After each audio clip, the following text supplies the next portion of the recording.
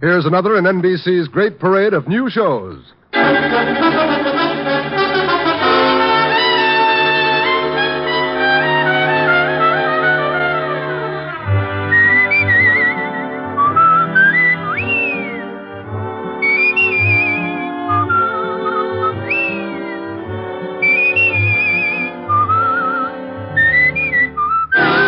Now, Dick Powell as Richard Diamond, private detective.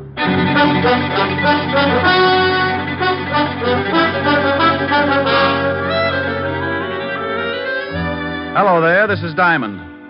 You know, if you've ever got a few idle minutes and you need a good chuckle to keep you going, just turn to the personals in any of the local papers. Now, I'm a guy with a strange sense of humor, and it really takes something right out of left field to get a spasm out of my funny bone. But just listen to this one out of the Little Rock Bugle. Oh, yeah. Bachelor, sincere young man, 4 feet 10, 190 pounds, handsome, out of work for a year, desires to meet woman who can straighten him out. See what I mean? If this guy does find a woman who can straighten him out, she'll probably do it with a flat iron. Oh, and get this one. Young man with large personality desires to meet woman with big bank account and small sense of humor. Object, murder. Oh, excuse me, that's merger. Oh, and here's a real whizzer. Attractive, intelligent girl, 30 years old with bubbling enthusiasm for life. Neither smokes, drinks, nor stays up late. Vegetarian and hates comic books. Would like playmate who enjoys active recreation. There'll be a month of fasting after that one. Oh, yeah, I knew I had something else. That case I got mixed up in last week. If you think those personals are silly, wait till you hear about this. It all started about 11 o'clock one morning in my office. Mr. Richard Diamond, private detective? I was out with a hula dancer last night. Wait, I'll look in the mirror and tell you. Come on in so you can see, too. My name is Jerome J. Jerome. Well, I'm not going to ask you what the J stands for. You are Mr. Diamond, aren't you? It's my face, all right, but I'm sure the rest of me's on vacation. Don't you feel well? I don't feel at all. Ever danced the hula for 6 hours straight? I'm a past master of all forms of dancing. Care to waltz? What? Forget it. What can I do for you, Mr. Jerome? It's not what you can do for me, Mr. Diamond. It's what I can do for you. Well, that's a switch, but let's give it a whirl. What can you do for me, Mr. Jerome? I'm a millionaire, Mr. Diamond. Well, bless your little pointed head. I'm also a G-man. I knew this would jump the track sooner or later.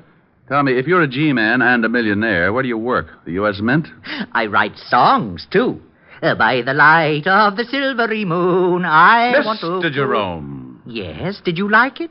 You didn't by any chance write Swanee River? No, I believe Stephen Foster wrote that. You don't say. Yes, he stole the melody from me. I think we'd better waltz after all. Oh, Mr. Diamond, that's ridiculous. I'm glad somebody noticed. But you take a good zippy foxtrot now.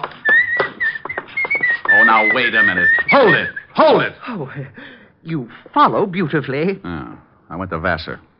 Now, slow down before I pick you up and stuff you into a bottle. Oh, I'm sorry. Yeah. Now, would you mind telling me how long you've been hiding out with the squirrels?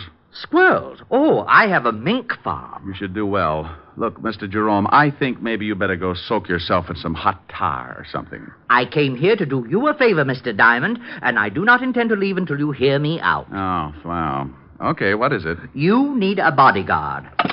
Operator, give me Bellevue. Mr. Diamond, please, there's no need to call Bellevue. Oh, stop being so narrow-minded.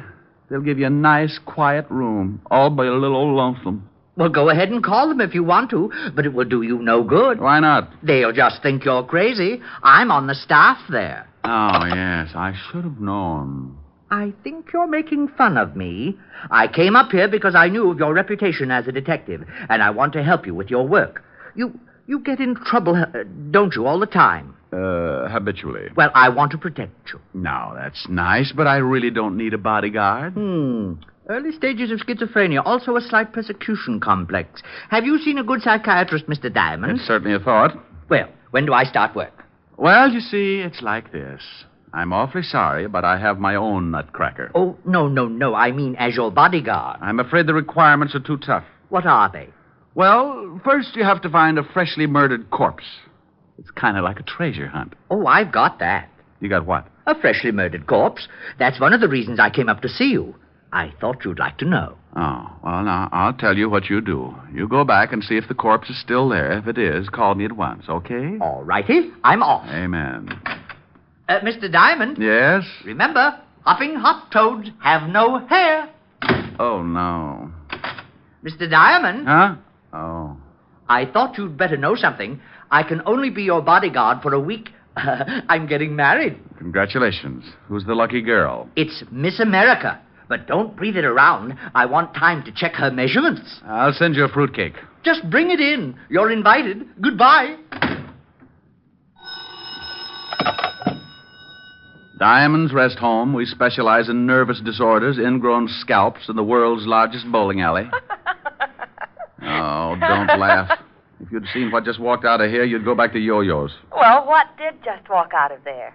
I'm not sure, but he had lovely blonde hair. He did? Yeah, all over him. Rick, what in the world are you talking about? I'm talking about nothing in the world. Come on, tell Helen. Well, I've got to get it all straight first. If I figure it out, I'll come over and we can throw sesame seeds at each other. Oh, I'd love to. When will you be here? As soon as I shine up my elk's tooth and lock the office. Bye.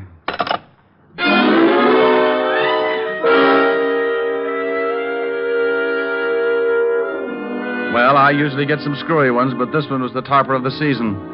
I had a hunch that Jerome would be back, so I locked the office and did a quick sneak down the back stairs. I grabbed a cab, and 10 minutes later, I was sitting in Helen Asher's study at 975 Park Avenue. Do you think his story about the body had any truth behind it? Well, he told me he was a millionaire, a G-man, owned a mink farm, and was going to marry Miss America. Now, tell me you think there's some truth behind it, and I'll have you committed. Well, all right, but if he continues to pester you ought to call the authorities about him. Yeah, I guess I'll have to. Poor little man. It's a poor little man like that who ends up hanging his grandmother on a meat hook. Oh, he doesn't sound dangerous to me. Sometimes the harmless ones work themselves right into a storm. Now, take me. You would never guess that somewhere in the back of my head a square knot is being tied. Rick, now stop that. See? You didn't know it, but at high noon I grow fangs and long claws. Now stop it. You do that every time a good-looking girl walks past. Rick. You complete idiot.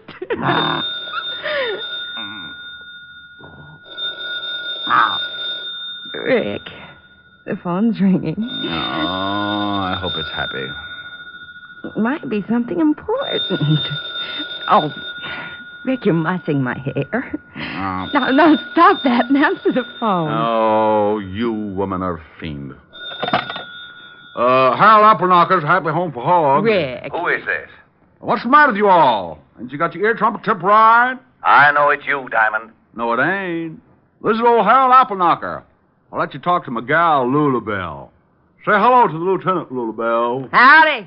Now, Diamond, you stop that. I just got back from my vacation, and things are already so confused I may turn in my badge before the day is over. Well, come on down to the hog ranch, and I'll cook you up some hocks. Now, come on, Diamond. I'm not in the mood for any of your wild humor. Oh, what's the matter with you, Walt? Did you catch any fish? Oh, wait till I tell you.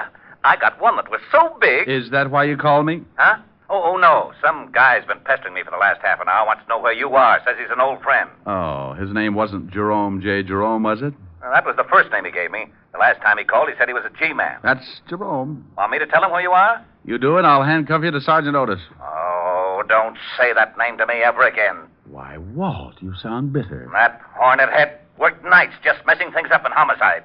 Lieutenant Waldo is taking calcium shots. The chief has locked himself in his office. Won't even open the door for food. Well, if Jerome calls again, tell him I've joined the South Siberian Balloon Corps. Now, wait a minute.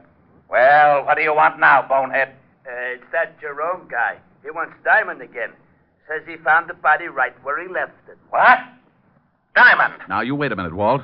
What are you doing? Oh, picking up my eardrum. You better watch that yelling. You'll have an office full of hogs. Keep Otis out of this. Then I'll yell if I want to. Now, you get down here and explain about this body. Walt, I don't know anything about the body. The Jerome guy is off his trolley. Yeah? Well, if there's the smallest possibility of a corpse turning up and you're involved, it'll turn up. Walt, you say it, but you don't mean it. I don't, huh? You get down here in 10 minutes, or I'll have a warrant out for you, and I mean that. Now, step on it. Now, by heaven, I'll forget modern police procedure and drag out the rubber hose. Why don't you use Sergeant Otis's tongue? You could beat an elephant to death with it. I'm not kidding. I've heard 2 words, diamond and body. And that means overtime in this department. Now get down here. All right, but you're mean. Oh, and Diamond. Yes? Pick me up some bicarbonate on the way over, will you? I'll get you something. But don't spill it on your car. It'll take the paint off. Bye. Rick, what was that all about? Oh, Levinson's got heartburn again. That nut that wandered into my office told Otis about the body he says he's found. Oh, Walt didn't believe him, did he? Walt's been a cynic ever since we were introduced. I'll see you later this evening, honey. All right, Rick. What do you want to do? Helen. What? What you said.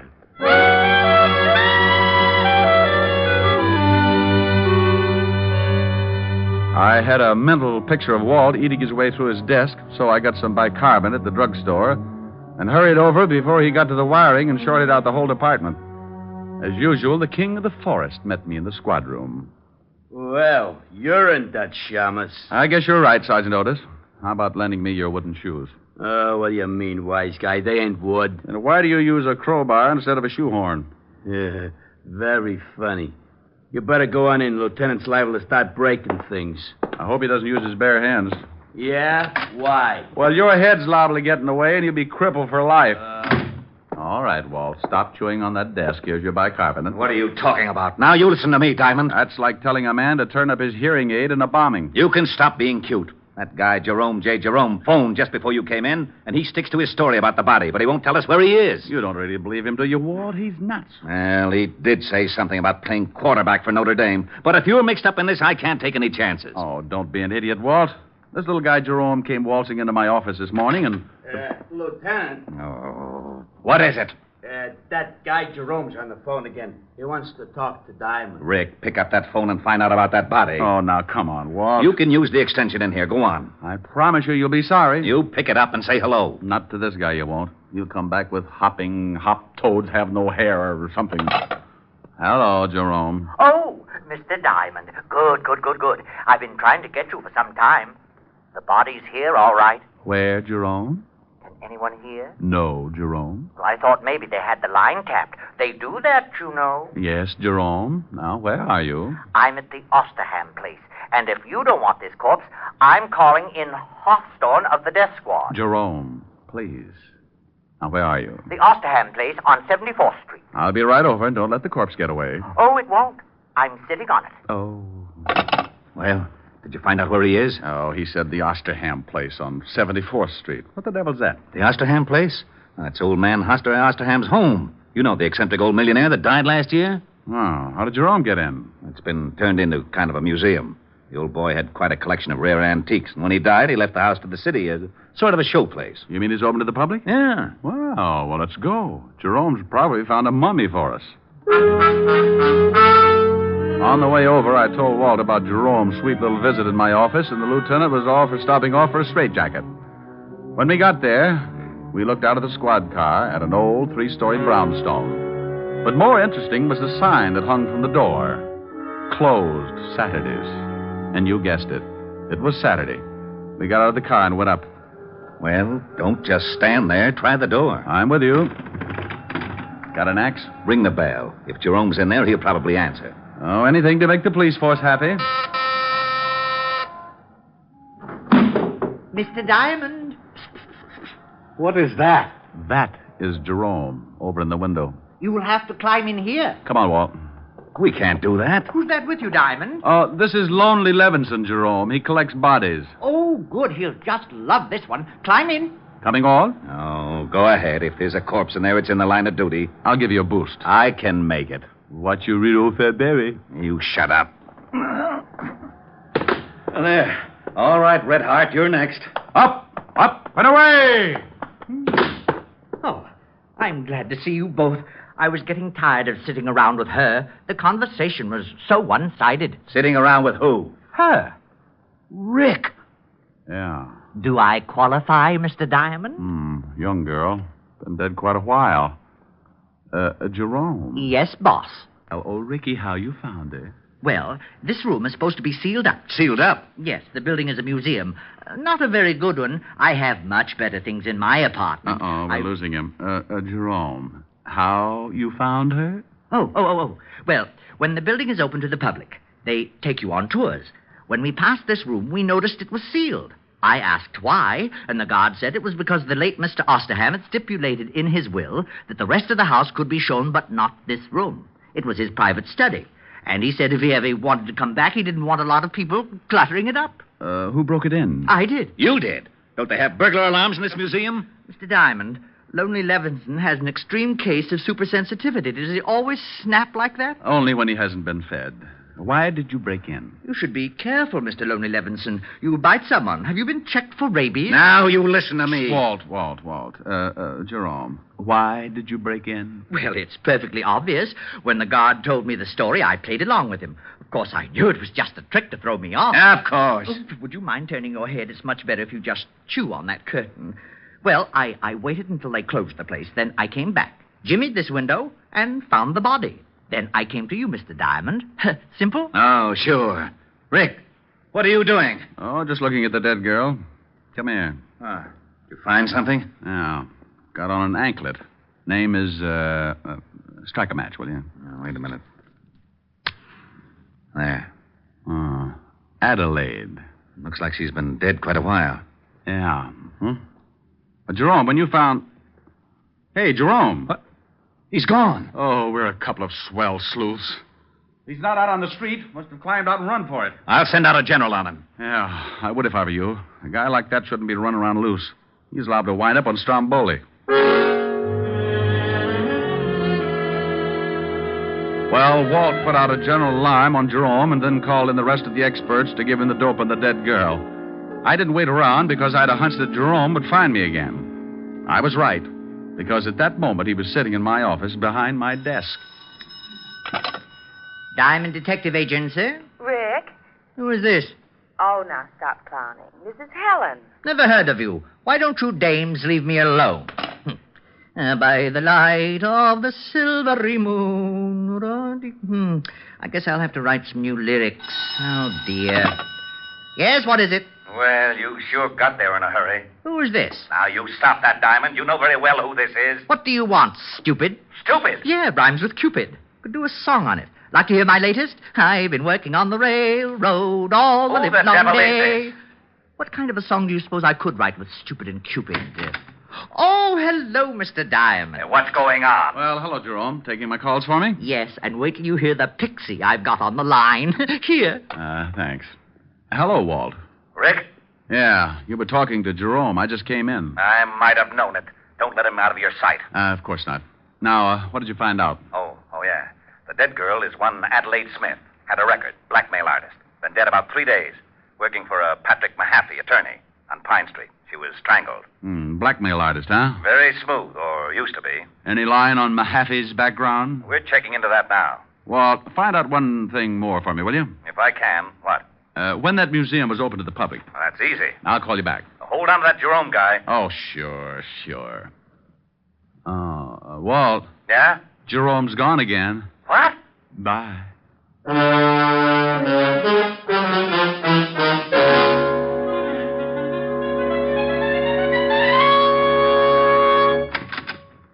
Sorry to bust in, but you seem to be missing your secretary. Come in. My secretary just walked out the other day. I haven't had time to get another from the agency. Are you Patrick Mahaffey? Yes. What can I do for you? Was your secretary's name Adelaide Smith? Why, yes. How did you know? Oh, from the police. They just put a tag on her down at the morgue. Good Lord. She isn't... She certainly is. The morgue is very choosy about its tenants. Oh, that's terrible. What was it, an accident? Well, if it was, the insurance companies are going to have to set up a new system. She was strangled. Oh, how horrible. Yes. You're an attorney, aren't you, Mr. Mahaffey? Why, yes. Are you from the police? I just left them. What kind of an attorney? Why, just general law. Ever do anything you could be blackmailed for? What? Why, of course not. Ever have any business with the Osterham estate? No, I never handled any of the Osterham business. Why? Oh, nothing. I'll see you later, Mr. Mahaffey.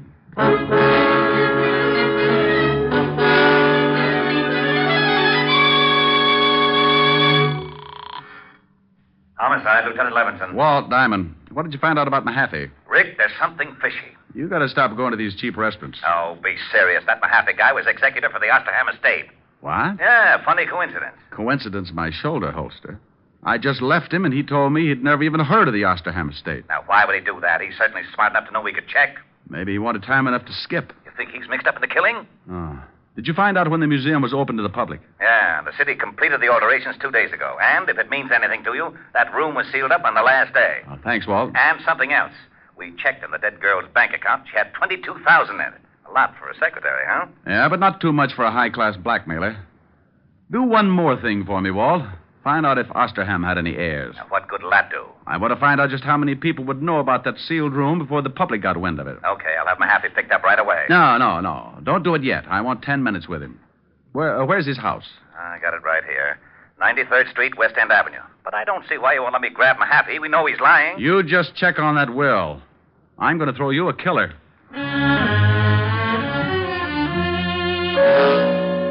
I left the phone booth and headed for West End Avenue and Patrick Mahaffey's residence. Strangely enough, it was on the west side of town. And when I got there, I spotted a green sedan in front of the house. I started up to the front door, and Mahaffey met me halfway. He had a suitcase, and he was in a hurry.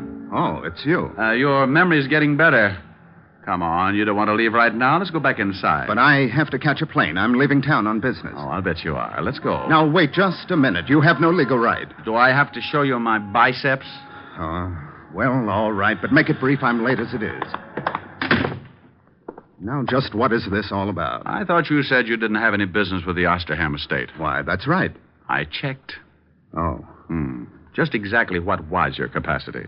Well, I handled the incomes on the trust account. I was also the executor of the will. You wouldn't be handling it now, would you? When Mr. Osterham died and I executed his will, my job was done. Were there any heirs? 2. Neither of them were able to hear the reading. Who did hear it? Just an official from the city. Why weren't the heirs present? Because one of them couldn't be found. The other one was in a kennel. In a kennel? A cocker spaniel. He received $10,000. Oh, I bet he rolled right over on his back.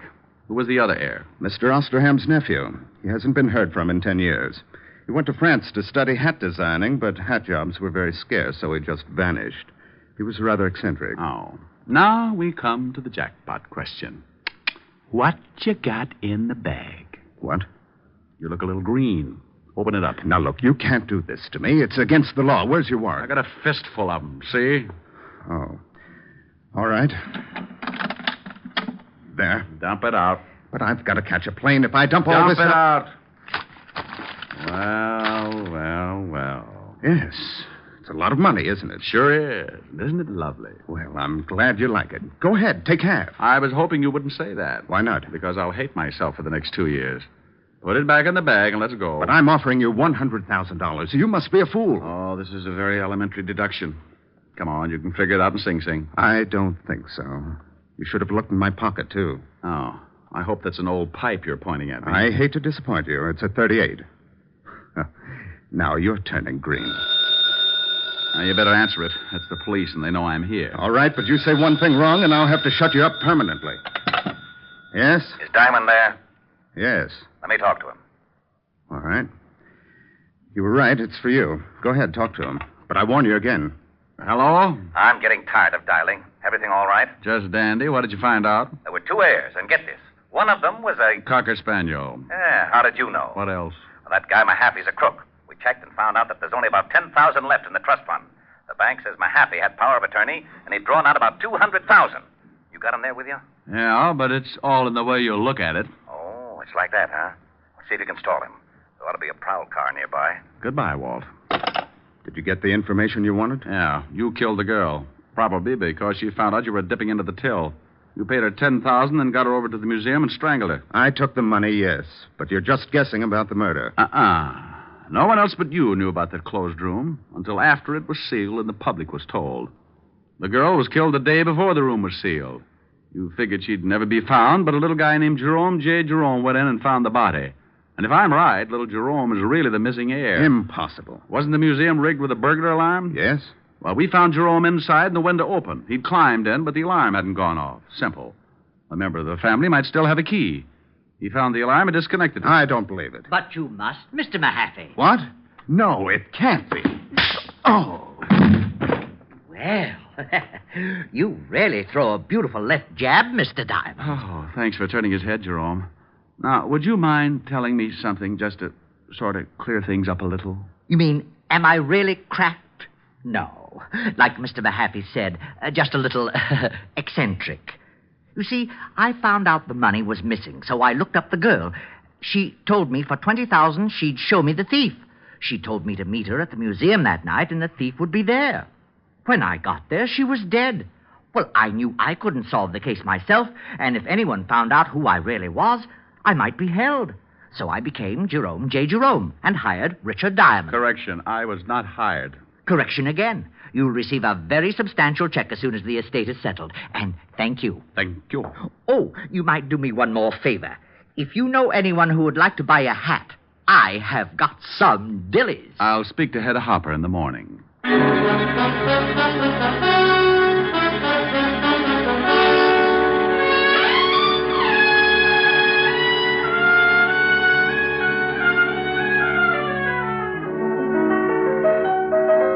Rick. Mm-hmm, yeah. Well, it's lovely, but... But you don't like it? Well, yes. Well, what's the matter? I don't know what it is. You don't know what it is? It's a hat. A hat? Certainly. Here, give it to me. Now, look, you put it on this way, see?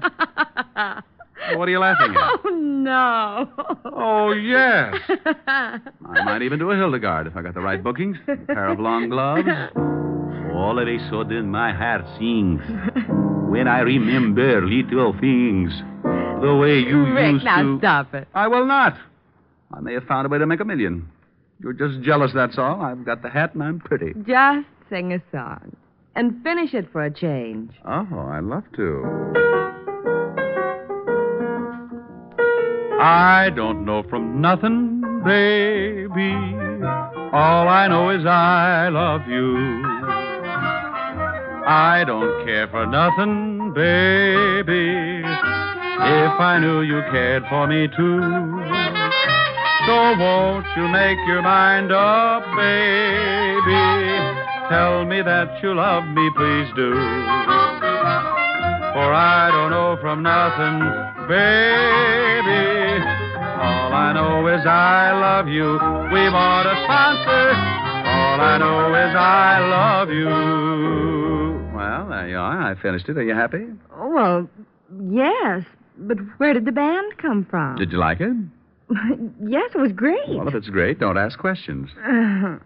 Thank you, Von Monroe. Honey, the name is Diamond. Oh, Mr. Monroe, I just love your record. No, baby, the name is Diamond. Mr. Monroe, ever since the first time I heard you sing, Come here, I want to tell you something.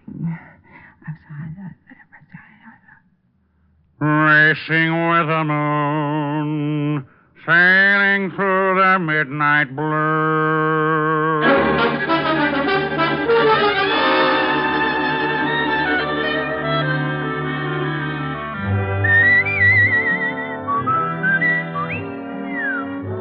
You have just heard Richard Diamond, Private Detective, starring Dick Powell. Helen was played by Virginia Gregg. Lieutenant Levinson by Ed Begley. Also in the cast were Wilms Herbert, Joseph Kearns, and Stanley Waxman. Music was under the direction of Frank Worth. Richard Diamond is written by Blake Edwards and directed by Richard Sandville. Dick Powell soon will be seen in the current screen version of the best-selling novel, Mrs. Mike. Now, this is John Storm inviting you to be with us again at the same time next week, when we will again bring you Dick Powell as Richard Diamond, Private Detective.